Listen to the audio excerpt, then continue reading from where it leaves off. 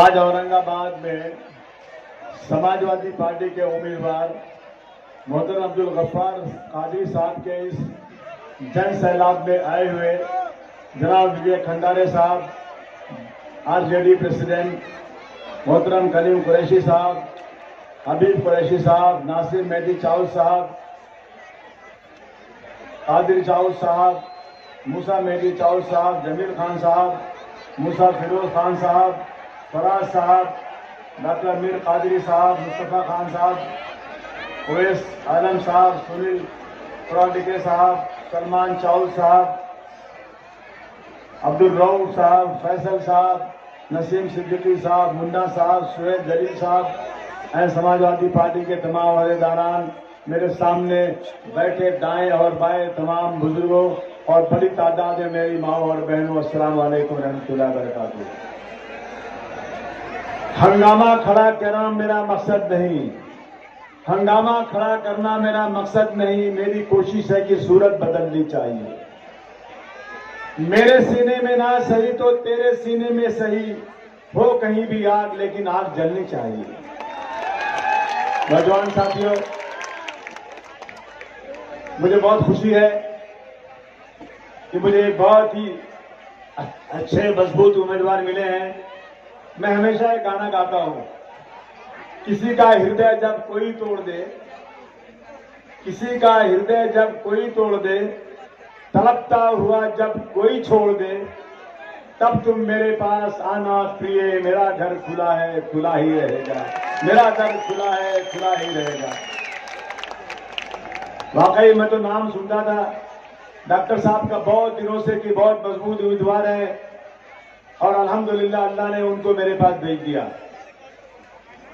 Doctor साहब, ये जन सैलाब, ये लोगों की मोहब्बत, भीड़ तो बहुत आती है, लेकिन भीड़ के अंदर जोश भी जब होता है ना, तो वो जन सैलाब ये कहता है कि आप पक्का इंशाअल्लाह चुनकर अब की बार आने वाले हो। आपने देखा, मैं एक बार मैं मेंबर ऑफ पार्लियामेंट था राज्यसभा में, उसके बाद तीन बार एमएलए रह चुका हूं, अभी चौथी बार जा रहा हूं। लेकिन मैंने असेंबली में कभी भी फिरका परस्तों के सामने घुटने नहीं टेके, चाहे कोई भी इश्यू हो। जब भी लोगों ने कोई फिरका परस्ती की बात किया, मैंने डट कर इनसे मुकाबला किया। लेकिन ऐसा भी वक्त था मेरे पास कि मेरे पास कोई एमएलए नहीं था, मैं अकेला एमएलए था। मैं ही बैनर पकड़ता था, मैं ही नारा लगाता था अकेले। अभी मेरे पास तो पहले 4 एमएलए थे, 3 हुए, 1 हुए, 2 हुए, और अब की बार मुझे एक मजबूत एमएलए मिलेगा इंशाअल्लाह। डॉक्टर साहब, जिस दिन आप मेरे साथ हाउस में आओगे, मैं आपको वादा करता हूं किसी के माने दूध ही पिलाए हमारे कौन की तरफ नाम उठा कर देंगे। हम बहुत बर्दाश्त कर चुके हैं यार, हमें याद है, हम तो पैदा नहीं हुए थे उस वक्त। इस देश की आजादी के लिए कितनी बड़ी लड़ाई लड़ी गई। कहते हैं वक्त ऐसा भी एक वक्त इस मुल्क में आया कि ये उलमाए कराम, जिनको आज जिनके कपड़ों को देखकर इनको दहशतगर्दी याद आती है, यही उलमाए कराम इस मुल्क में अंग्रेजों के सामने चट्टान की तरह खड़े हो जाते थे। और अंग्रेज परेशान हो गया कि अरे बाप रे बाप, ये क्या होगा, ये मुसलमान जो है हमारे रास्ते में रोड की तरह आ जाते हैं, हम अपनी अंग्रेजियत के फरोग में हमारा काम नहीं होता है। उन्होंने अपने आला अफसरान से पूछा कि क्या करो उलमाओं का। उन्होंने कहा जो भी सामने आता है उसे कत्ल कर दो। अज़ीज़ान निगरानी, इस मुल्क में ऐसा भी वक्त आया कि तमाम उलमाओं को शहीद कर दिया गया। एक आलिम उस इलाके में बचा नहीं। लोग अपनी मैयत को कंधे पर रखकर एक गांव से दूसरे गांव, तीसरे गांव से तीसरे गांव ढूंढते थे कि कोई आलिम जिंदा हो जो मेरे मैयत का नमाज जनाजा पढ़ा सके। तारीख में लिखा है ऐसा भी वक्त आया कि उस इलाके में कोई भी एक आलिम जिंदा नहीं रहा। जब मैयत खराब होने लगी तो मुसलमानों ने अपनी मैयत को बगैर नमाज जनाजा के कब्रिस्तान में दफना दिया। जब गुलिस्तान को खूब की जरूरत पड़ी, सबसे पहले गर्दन हमारी कटी। अब ये कहते हैं अहले चमन, ये हमारा चमन है तुम्हारा नहीं। दोस्तों, जब इस मुल्क की आजादी हुई 1947 में, मोहम्मद अली जिन्ना ने कहा मुसलमानों, तुम्हारे लिए मैंने एक मुल्क बना दिया है, आ जाओ तुम। यहाँ का मुसलमान अपने सरो सामान की गठरियां बनाकर अपने सरों पर वजन रखकर पाकिस्तान की तरफ रवा दवा था। उस वक्त दिल्ली की जामा मस्जिद की सीढ़ियों से मौलाना अबुल कलाम आजाद ने कहा, मुसलमानों तुम यहाँ पे छोड़कर मत जाओ, तुम चले जाओगे तुम्हारी हजारों मस्जिदें वीरान हो जाएंगी, तुम्हारी मस्जिदों में कोई अजान देने वाला नहीं होगा। तुम्हें याद नहीं है क्या, तुम्हें यह कि गंगा में वजू करके तुमने यहाँ की जमीन पर नमाज पढ़ा है, मत जाओ, तुम्हें खुदा का वास्ता है, तुम्हें जामा मस्जिद का मीनारा आवाज दे रहा है, मुसलमानों रुक जाओ, तुम्हें ताजमहल का हुस्न आवाज दे रहा है, मुसलमानों रुक जाओ, तुम्हें अल्लाह का वास्ता है, तुम इस मुल्क को छोड़कर मत जाओ। और मुसलमान उनकी आवाज पर यहाँ रुक गया था। आज क्या हमारे हालात हैं? 1947 के बाद 1949 में हमारी मस्जिद में मूर्ति रख दी गई। जहां हमें इंसाफ की बात कही गई थी, वहां सबसे पहले बाबरी मस्जिद में एक मूर्ति रख गई और उस मूर्ति के रखने की वजह से 1992 में बाबरी मस्जिद को शहीद कर दिया गया। और आज हमसे वफादारी का सर्टिफिकेट मांगा जाता है। आज हालात देश के बहुत खराब हैं, बहुत ही खराब हैं। मैं कहना चाहता हूं आपसे दोस्तों, आज जो सरकार बैठी है, मुझे बताइए कि आप 2014 के पहले इस देश में किसी सरकार ने बुर्के पे बैंड की बात किया था? आज बुर्के पे बैंड की बात चल रही है। स्कूल में बच्चियां बुर्का पहन के नहीं जा सकती। क्या इसके पहले कभी गाय और बैल के नाम पर किसी का कत्ल किया गया था? 2014 के पहले कभी नहीं किया गया था। आज निहत्थे मुसलमानों को गाय और बैल के नाम पर पकड़कर नंगा करके पेड़ में बांध करके मारा जा रहा है। आज तक हमने किसी से नहीं कहा कि तुम कलमा पढ़ो, हमने किसी गैर मुस्लिम भाई को नहीं कहा कि तुम नारे तकबीर बोलो, लेकिन अकेले मुसलमानों को पकड़ करके नंगा करके उनको मारा जाता है और गाय और बैल का गोबर उनको खिलाया जाता है। कब तक बर्दाश्त करेंगे हम ये? मुझे बताइए आप, कौन सी गलती किया हमने? एक छोटा सा बौना सा एमएलए है, नाम लेने में मुझे जबान मेरी नापाक हो जाएगी, वो कहता है कि मैं मस्जिद में घुसकर मुसलमानों को मारूंगा। मेरा चैलेंज है उसको, मेरा चैलेंज है उसको। मैं कहता हूं फडणवीस साहब से, उसको गिरफ्तार कर लो, नहीं तो उसकी सिक्योरिटी हटा दो, हटा दो सिक्योरिटी उसकी, अगर उसकी मां ने दूध पिलाया है।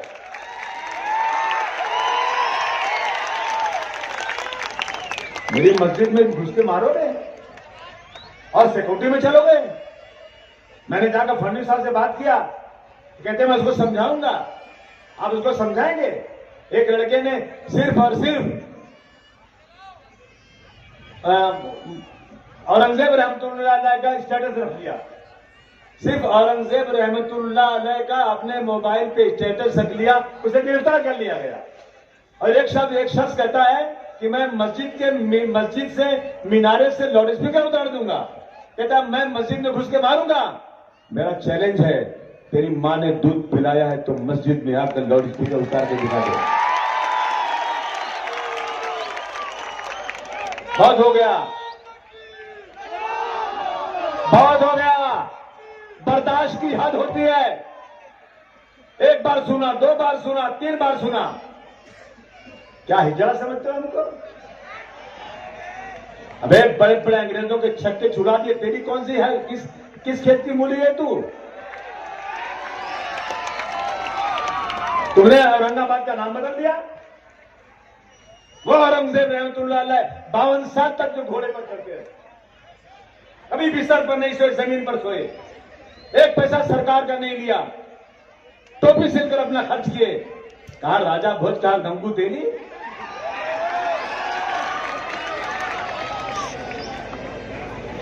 किसका राज था जब भारत को सोने की चिड़िया था? बताओ जरा मुझे, अंग्रेज क्यों आया था यहां पर? मुगलों का राज था, जब देश सोने की चिड़िया था। हमारी जीडीपी 27% थी, आज 3 और 4% पे आ गई। यह हालत है देश की आज। इसलिए हम आपसे कहना चाहते हैं दोस्तों कि पानी सर से ऊंचा हो रहा है। मुझे तो उस वक्त बहुत ही अफसोस हुआ। आज मां बाप के बाद अगर सबसे बड़ा दर्जा किसी का है तो टीचर का, उस्ताद का है। लोग टीचर की कितनी अहमियत रखते हैं। हम लोग जब छोटे थे, अगर बाजार में कहीं घूमते हुए हमारे टीचर ने देख लिया तो दूसरे दिन हमारी खैर नहीं, स्कूल में खड़े करके मार खाते थे, बाजार में क्यों जा रहे हो। बाप से ज्यादा डरते थे टीचर से। एक स्कूल में एक टीचर ने एक छोटे से बच्चे को बुलाकर खड़ा किया और कहा दूसरे बच्चों से, इसको आके मारो। 8 साल का बच्चा, 10 साल का बच्चा, दूसरे बच्चे जो गैर मुस्लिम है उससे मरवा रहे हैं, वो रो रहा है, और जोर से मारो, और जोर से मारो, क्यों? ये मुसलमान है। ये इस देश में होगा? एक शख्स बंदूक लेता है, हमारी सिक्योरिटी में पुलिस वाले हैं, रेलवे के पुलिस वाले रेल के डिब्बे में मुसाफिरों की सिक्योरिटी के लिए खड़े रहते हैं, और उसने 3 मुसलमानों को निकाला और गोली मार दिया। गोली मारने के बाद उसकी बदन पर, उसकी मैयत पर लात रख के कहता है कि इस देश में रहना है तो योगी और मोदी कहना पड़ेगा। इसको बर्दाश्त करें हम क्या? बोलिए, ये बर्दाश्त करने की बात है? हद हो चुकी है। उसको तो उसी वक्त सरकार को जो है फांसी की सजा सुना देना चाहिए था, लेकिन कोई सुनने को तैयार नहीं, आज कोई बात करने को तैयार नहीं। दोस्तों, एक तरफ फिरका परस्ती बढ़ती जा रही है, रोजाना सुबह से शाम तक सिर्फ एक ही बात है कि मुसलमान मुसलमान मुसलमान, हिंदू को उड़ाया जा रहा है। अभी आसाम का जो चीफ मिनिस्टर है वो तो जाके कह रहा है झारखंड में अभी बहुत से बाबर बाकी है देश में, इनको लात मार के यहां से निकालना पड़ेगा। ये हालात देश के आज हैं, और हम लोग अलग अलग खानों में बटे हुए हैं, हम लोग इसका ख्याल नहीं कर रहे हैं। मेरे पे इल्जाम लगा रहे हैं कि आपने यहां टिकट दिया, ये किसकी सीट थी? किसी के बाप की सीट थी क्या? ये कौन चुन कर आया था यहां पर? यहां कौन चुन कर आया था? यहां सीटिंग कौन है? यहां बीजेपी सीटिंग है, बीजेपी चुन के आई थी। मैं बीजेपी से मुकाबला करना चाहता हूं, हर जा रास्ते से मैं बीजेपी से लड़कर ये सीट लाऊंगा। मेरा नाम लिया तो अच्छी बात नहीं होगी। ये कह रहे हैं कि हमारी सीट पर आकर अबू आसिम ने आदमी खड़ा कर दिया, जिस तरह किसी के बाप की सीट होती है ये।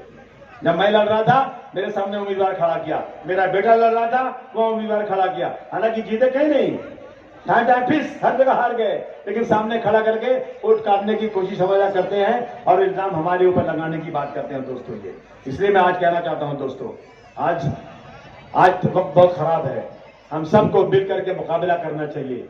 हमने जब ये लोग कह रहे थे ना, अब की बात 400 पार, अब की बात 400 पार, क्या है भाई? ये कहता है अयोध्या से वहां का जो लड़ने वाला था एमपी, एक बार हमको 400 पार कर दो, हम देश के संविधान को बदल देंगे। सब इकट्ठा हो गए आप लोग, जितने थे मुस्लिम हिंदू, डॉक्टर भीमराव अंबेडकर के अनुयायी, जो डॉक्टर अंबेडकर को मानते हैं, जो मौलाना अबुल कलाम को आज मानते हैं, जो लोग इस देश में गांधी जी के मानने वाले हैं, जो लोग इस देश में गांधी जी की कातिल की मूर्ति बनाकर पूजा करना चाहते हैं, उनके खिलाफ जो लोग हैं वो सब इकट्ठा हो गए। अब की बात 400 पार वाले 240 पर आ गए, ताली बजाओ, 40 और 240 पे आ गए, पूरा घमंड टूट गया, धड़ाम से नीचे गिर गए। लेकिन 2 लोगों ने उनको बैसाखी दे दिया, दोनों पैर लंगड़े हैं। 2 बैसाखी, एक नीतीश कुमार की, दूसरी चंद्रबाबू नायडू की। इसके पहले 10 साल तक इनका एक भी पार्लियामेंट में बिल वापस नहीं हुआ। आप इकट्ठा हुए ना तो पार्लियामेंट से इनका वक्फ बोर्ड का बिल वापस हो गया, इनका मुंह टेढ़ा हो गया, बिल पास नहीं हुआ। ये इकट्ठा होने की वजह से हुआ है। इसलिए हम कहना चाहते हैं दोस्तों, अब की बात फिर इलेक्शन आ गया असेंबली का। असेंबली के इलेक्शन में जो लोग रोजाना फिरका परस्ती करते हैं, जिनके राज में विशालगढ़ के अंदर, यही कोल्हापुर में विशालगढ़ है, एक लेडी 15 दिन से कहती है कि हम जाएंगे विशालगढ़ में चढ़कर ऊपर वहां की मस्जिद को उसको शहीद करेंगे। जिस तरह से हम अयोध्या में गए थे, बाबर की छाती पर चढ़कर हमने वहां गेरुआ झंडा लगाया, वैसे ही हम करेंगे। 10 दिन तक चिल्लाती रही, पुलिस ने कोई एक्शन नहीं लिया। और उसके बाद वो वहां गए, जाने के बाद दरगाह के ऊपर चढ़े, दरगाह पे तोड़ताड़ किया, पहाड़ पे दरगाह है, नीचे उतरे, वहां से 3 किलोमीटर पे गजापुर एक जगह है, गजापुर 50 मुसलमानों के घरों को तोड़ के बर्बाद कर दिया। औरतें अपने बच्चे को जंगल में लेकर चली गई अपनी हिफाजत के लिए। मस्जिद में घुसकर मीनारे को तोड़ा, मस्जिद में घुसकर जितने कुरान शरीफ थी उसको जला दिया। वो सरकार चाहिए आपको? बोलो, आपको सरकार चाहिए? और हम बर्दाश्त करते रहे। मुख्यमंत्री उसी दिन गए जिस दिन रात को वहां वावेला हो रहा था, उस दिन वहां पहुंचे, लेकिन कोई बयान नहीं। एक शख्स हुजूर सल्लल्लाहु अलैहि वसल्लम के खिलाफ बयान देता है। मैं बोला, अगर ये किसी मुस्लिम मुल्क में होता ना तो फांसी देकर के इसकी लाश ठंडी हो गई होती है। हुजूर सल्लल्लाहु अलैहि वसल्लम के खिलाफ कहते हैं दुनिया में जितने लोग हैं एहतराम के काबिल, दुनिया में जितने लोग हैं एहतराम के काबिल, मैं सबको मानता हूं मगर मुस्तफा के बाद। हुजूर सल्लल्लाहु अलैहि वसल्लम के खिलाफ बयानबाजी, उसको सजा होना चाहिए, उसको समाज से बाहर निकालना चाहिए। लेकिन हमारे मुख्यमंत्री और हमारे डिप्टी चीफ मिनिस्टर अपने बगल में बिठा कर कहते हैं कि तुम फिक्र मत करो, तुम्हारा कोई बाल बांका नहीं कर सकता, हम तुम्हारे साथ हैं। ये हालात हो गए देश में आज। इसलिए हम आपसे कहने आए हैं दोस्तों कि आज जो है, आज अपने को हमको आज जो है इकट्ठा होना चाहिए। मैं हमेशा कहता हूं मुश्किल को जान पड़े तो घबराने से क्या होगा, मुश्किल को जान पड़े तो घबराने से क्या होगा, जीने की कोई राह निकालो, जीने की कोई राह निकालो, मर जाने से क्या होगा। मैं सब मिलकर आवाज उठाएं तो शायद चाँद में कोई रो पड़े। मैं तन्हा जुगनू हूं, मेरे तन्हा चिल्लाने से क्या होगा। साथ आइए आप लोग, और ऐसी सरकार को उखाड़ के फेंक देना है। महंगाई बढ़ती जा रही है, लहसुन 40 मशीन जो है 400 रुपये किलो, टमाटर महंगा, तनख्वाह कम होती जा रही है। ये बहनें बैठी हैं, मेरी रोज बीवी मुझसे कहती है कि मैं बाजार जाती हूं तो इतना महंगा सामान है, चलो हम तो खरीद सकते हैं, लेकिन जिसको 10,000 15,000 की तनख्वाह मिलती है तो कैसे रोजी रोटी चलाता होगा, कैसे अपना घर चलाता होगा। रोजाना बढ़ता जा रहा है। बिजली की बिल महाराष्ट्र में सबसे ज्यादा है, और टैक्स में 100 रुपए में 38 रुपया, 38% महाराष्ट्र टैक्स देता है। 100 में 38 रुपया महाराष्ट्र का हिस्सा है, लेकिन दिल्ली की सरकार 100 में 38 लेने के बाद हमें 100 में 7 रुपया देती है, और सबसे ज्यादा बिजली की बिल महाराष्ट्र में आती है। बोले बिजली बिल ज्यादा है कि नहीं आप लोग यहाँ? 1500 रुपया लाडली बहना का नाम देकर 2500 रुपया बिजली के नाम पे ले रहे हैं। ये क्या है, मजाक बना रखा है। मेरी मांग है, मेरी मांग है डॉक्टर कादरी साहब, इंशाअल्लाह हम चुन कर आएंगे, सरकार आएगी तो हम लोग जितनी बिजली की बिल दिल्ली में है, जितनी बिल या गुजरात में है, उतनी ही बिल महाराष्ट्र में होगी, उससे ज्यादा बिल नहीं दे दिया जाएगा। इस बात का हम लोग करना पड़ेगा दोस्तों। हमें खुशी है कि हमारी मां विकास अघाड़ी ने ऐलान किया है आपकी बात कि ये सरकार 1500 रुपए दे रही लाडली बहना के नाम पर इलेक्शन के फौरन। कब दे रही है? जब इलेक्शन का अनाउंसमेंट हो गया, बेवकूफ बनाने के लिए। 2.5 साल से सत्ता में है, आपने नहीं दिया। जब आपको लगा कि अब मेरा वोट जा रहा है तो अपने वोट को बचाने के लिए आपने 1500 रुपया महीना औरतों को देने की बात किया। मां विकास अघाड़ी कहती है कि 23 तारीख को रिजल्ट आने के बाद सरकार हमारी बनेगी, हम 3000 रुपया महीने औरतों को देंगे। 3000 रुपया औरतों को बस में सफर करने के लिए 1 रुपए का टिकट नहीं लेना पड़ेगा। पूरे महाराष्ट्र में औरतें कहीं भी जाएं बस में फ्री आपको पास मिलेगा, 1 पैसा नहीं लगेगा। जो बेरोजगार है, हम बचपन से सुनते थे डॉक्टर साहब, बेकारी का दाम दो या बेकारों को काम दो, बेकारी का दाम दो या बेकारों को काम दो। मगर इसका मतलब क्या होता है? कहा जो बेकार है ना उनको भत्ता दो। सरकार ने पार्टी ने अनाउंस किया है, मां विकास अघाड़ी ने, अब की बात चुनकर आ गए ना, हर बेकार नौजवान को जो रोजी रोटी से नहीं लगा, ऐसे नौजवान को मां विकास अघाड़ी की सरकार बनी तो 4000 रुपए उसको हर महीने दिए जाएंगे। 4000 रुपए। लोग बेचारे अस्पतालों में भागते रहते हैं, कैंसर की बीमारी हो गई, आजकल जो है गुर्दे की बीमारी हो गई, टीबी हो गई, हार्ट की बीमारी हो गई। बिल कितनी आई? 5 लाख रुपया, 10 लाख रुपया सरकार ने अब की तय किया है। मां विकास अघाड़ी ने अब की बार अनाउंस किया है, अगर उनकी सरकार आ गई ना, 25 लाख रुपए का इंश्योरेंस हर गरीब का बनाया जाएगा।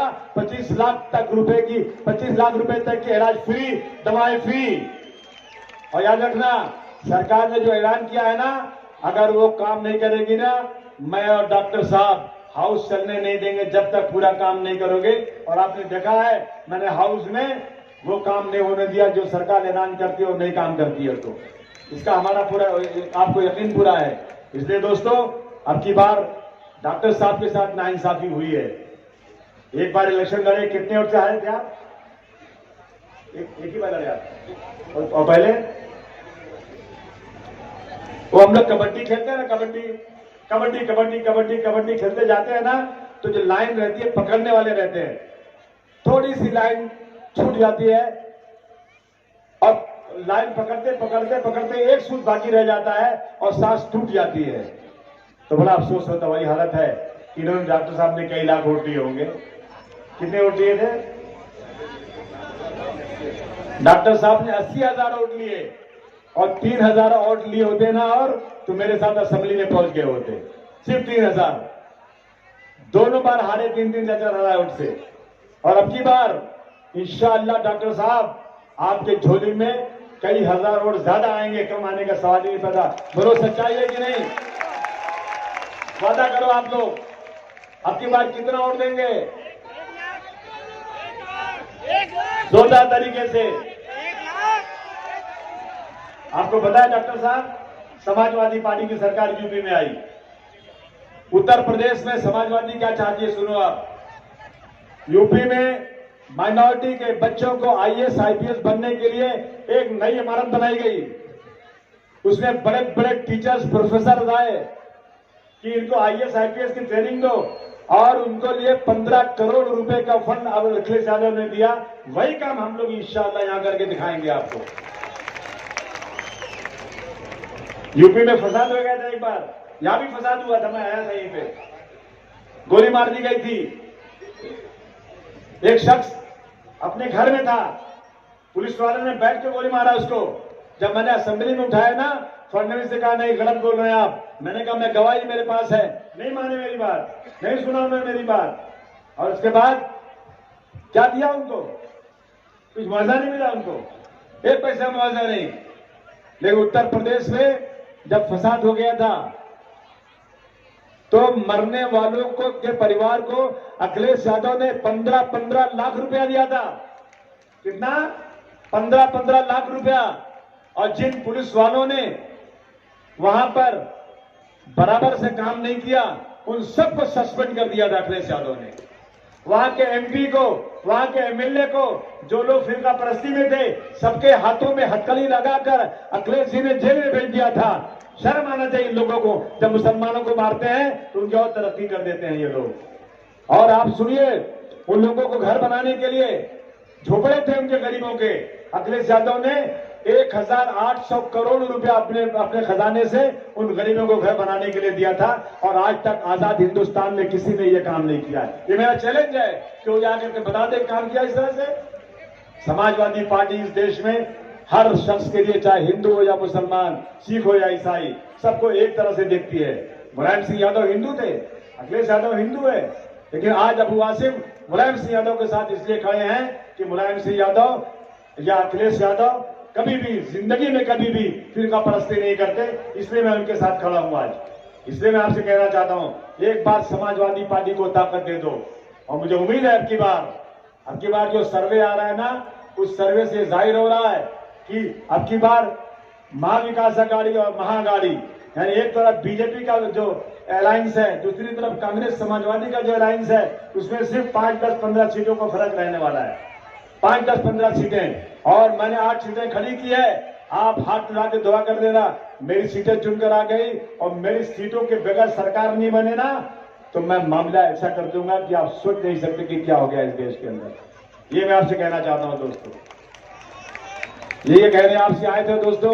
हमें उम्मीद ही नहीं, हमें पूरा भरोसा है इंशाअल्लाह ताला अब की बार औरंगाबाद में समाजवादी की साइकिल चलेगी। चलेगी कि नहीं चलेगी? चलना ही चाहिए। जितने सामने आ रहे हैं ना, वो बोगस है, किसी काम के नहीं है, किसी काम के नहीं है। बैठिए जरा, बैठिए, अभी बैठिए, बात सुनिए अभी। इसे मेरा कहना है दोस्तों कि अब सिर्फ होठों को हिलाने से कुछ नहीं होगा, सिर्फ होठों को हिलाने से कुछ नहीं होगा, सिर्फ होठों को हिलाने से कुछ नहीं होगा।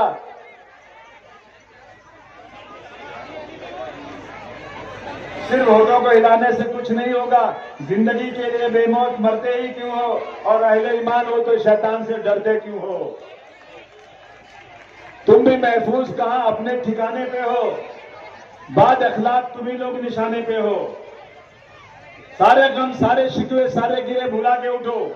सारे गम सारे शिकवे भुला के उठो। जो भी झगड़े आपस में भुला के उठो। अब अगर एक ना हो पाए तो मिट जाओगे, तुम भी खुश पत्तों की तरह बिखर जाओगे। मैं आपसे कहने आया हूं दोस्तों आज कि हम लोग सब कुछ भूल करके, जिस तरह से इंडिया अलायंस में हम लोगों ने एक साथ मिल करके 400 पार वालों को 240 पे लाया, अब की बार इनको ला दो कम से कम 70-75 सीट पर। बाकी मां विकास अघाड़ी की सरकार ला दो, इंशाल्लाह इनकलाब आ जाएगा महाराष्ट्र के अंदर। सबसे बड़ी बात यह, एक ही बात कहता हूं कि जो सरकार हुजूर सल्लल्लाहु अलैहि वसल्लम के खिलाफ गुस्ताखी करने वाली हो, हुजूर सल्लल्लाहु अलैहि वसल्लम की गुस्ताखी करने वाली हो, और वो सरकार उस गुस्ताख के साथ खड़ी रहे, तो मुझे हाथ उठाकर बताओ, क्या ऐसी सरकार को वोट देना चाहिए? ऐसी पार्टी को वोट देना चाहिए? एक एक लोगों का हाथ उठना चाहिए। एक एक लोगों का हाथ उठना चाहिए। लड़ाई हमारी उनकी है, हमारी लड़ाई है। बीच में हट जाओ तुम लोग, तुम दलाल लोग हो, तुम अंदर से मिले हुए हो। अब ये जरूरत नहीं तुम्हारी इस वक्त जरूरत है डॉक्टर साहब की। इस वक्त है वो लोग जो वाकई इस मुल्क के लिए कुछ करना चाहते हैं। हट जाओ बीच से।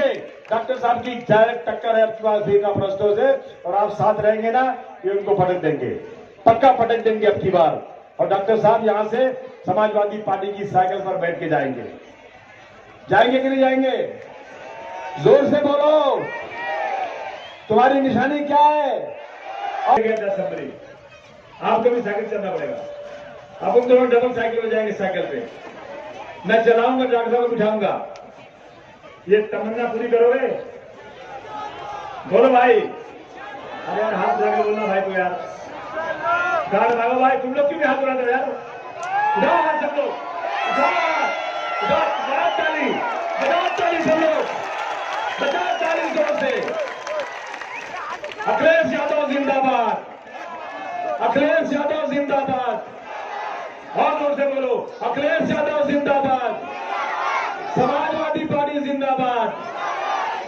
पहले लड़े थे गोरों से, अब लड़ेंगे चोरों से। पहले लड़े थे गोरों से, जोर से बोलो, पहले लड़े थे गोरों से, पहले लड़े थे गोरों से। डॉक्टर साहब आगे बढ़ो, डॉक्टर साहब आगे बढ़ो, डॉक्टर साहब आगे बढ़ो, डॉक्टर साहब असेंबली चलो, डॉक्टर साहब असेंबली चलो। आज मैं अपना चुनाव छोड़कर आया हूं। मेरे सामने दो बीजेपी के आदमी आए हैं हराने के लिए मुझे, लेकिन मुझे अपनी फिगर कम है, डॉक्टर साहब की फिगर ज्यादा है। मुझे मेरे लीडरों ने कहा आसिम भाई छोड़ना मत।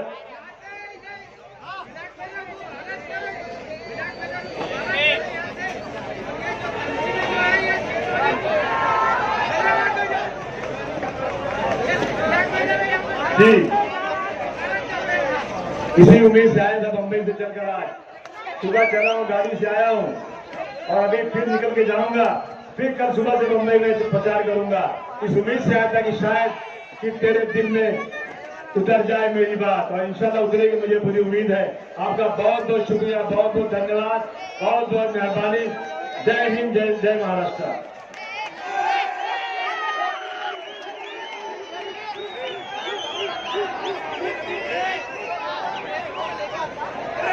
आपका नाम नसीब साहब, आपका बहुत बहुत शुक्रिया।